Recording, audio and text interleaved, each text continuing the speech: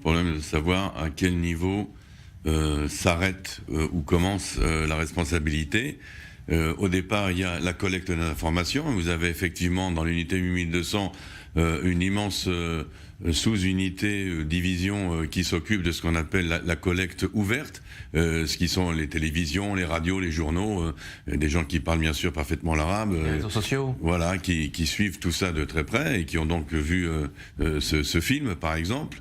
C'est une des possibilités. Nous avons eu les observatrices sur la frontière avec Gaza qui, elles, ont véritablement sonné la sonnette d'alarme d'une façon vraiment inquiétante, au point qu'on se demande comment se fait-il que ça n'a pas été relayé plus haut, mais jusqu'à où ça a été relayé ou pas, on ne sait pas.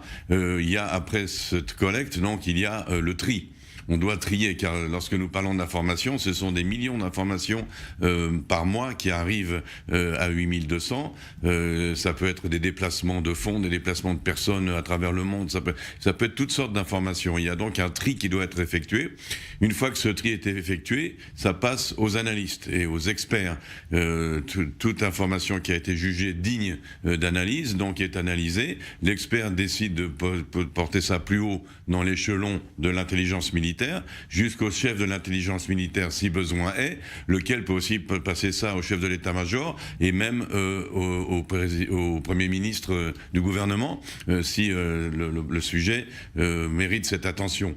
Alors nous ne savons pas dans cet échelon, dans cette hiérarchie, à quel moment ça a été bloqué. Il semblerait que par rapport aux observatrices sur la frontière, ça a débloqué très très bas au niveau de leurs chefs supérieurs qui ont dit « Oh, vous exagérez, vous rêvez ».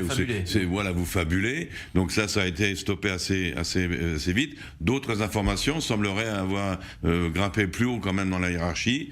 Évidemment, malheureusement, le chef de l'intelligence militaire démissionnera à la fin de cette guerre, même peut-être le chef de l'état-major, car dans l'armée, on assume la responsabilité, même si on n'était même pas au courant, mais je veux dire, ça se passe sous vos ordres, donc c'est vous qui êtes le responsable de ce qui se passe chez vous, dans votre unité.